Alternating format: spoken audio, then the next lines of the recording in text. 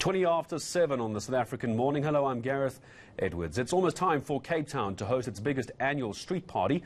Tweede Nuwe Jaar will be celebrated on Saturday. The famous Kaapse Klopse minstrel groups will be bringing the city to a standstill with their very well-known dance routines, music and, of course, colourful costumes. We're all looking forward to it. The parade, which usually happens on the 2nd of January, don't worry, you haven't missed it, it was postponed as a sign of respect for Islamic Friday and their Juma prayers.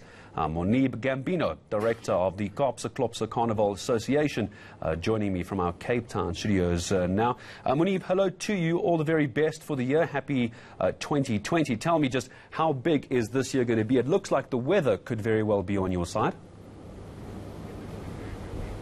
Good morning, Gareth. Thank you for having me, and a happy 2020 to you too. This event is massive on the Cape Town calendar, and I imagine for the rest of South Africa it's an iconic event.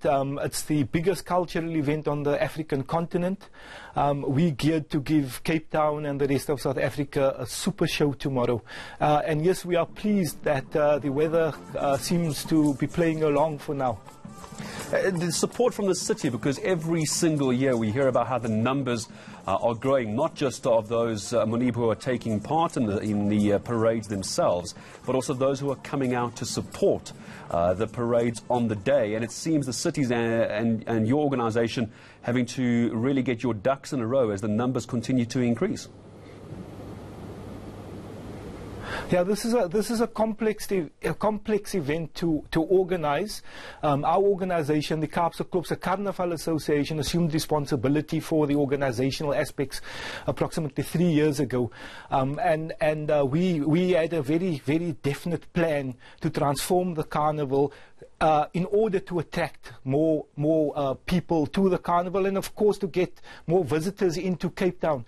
We understand the potential role of this carnival to contribute to not only social cohesion in the city but also economic development, particularly for our people on the Cape Flats. The carnival has massive economic potential, and those who are most desperate for opportunities are unfortunately also those who largely participate in carnival.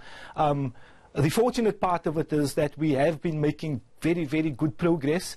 We've also got the support of MTN and Samsung this year, which we're very grateful for. And of course, we're looking at reaching those milestones that we've set for ourselves, particularly again the economic development, the socio-economic development aspects of the carnival. That's what we're really trying to drive and leverage. We all get caught up very much in the colourful costumes and, of course, the amazing dancing and the music that we're going to see tomorrow morning. But there's a much deeper meaning to this. I think many people mustn't forget what this carnival is actually about. Absolutely. Carnival is more than 300 years old. Formal carnival this year is 112 years old. And when I say formal carnival, that's when the city first got involved to almost issue permits or to issue city venues to the carnival. But prior to the abolishment of slavery at the Cape, this was one of the only celebratory events that our enslaved ancestors had. After the abolishment of slavery in 1834, it started taking on a different complexion, and between the 1860s and the 1890s, when the first American minstrel troops toured through Cape Town, that's when minstrel carnival started taking the complexion that it has now, with the colourful outfits and the face painting and so forth. It was really copying what the American minstrel troops did, other than for the racialized aspects of their shows. Of course, the minstrels were black people themselves, and the American minstrels were white people doing black and white face painting and mocking black people. So of course there was a bit of a play on that. But as you say, people get caught up in the colourful aspects of it. This is a massively important event for our people. This is the day when we come back into the city of Cape Town and these urban spaces, and we reassume our rightful place. For the rest of the year, we live in squalor out on the Cape Flats.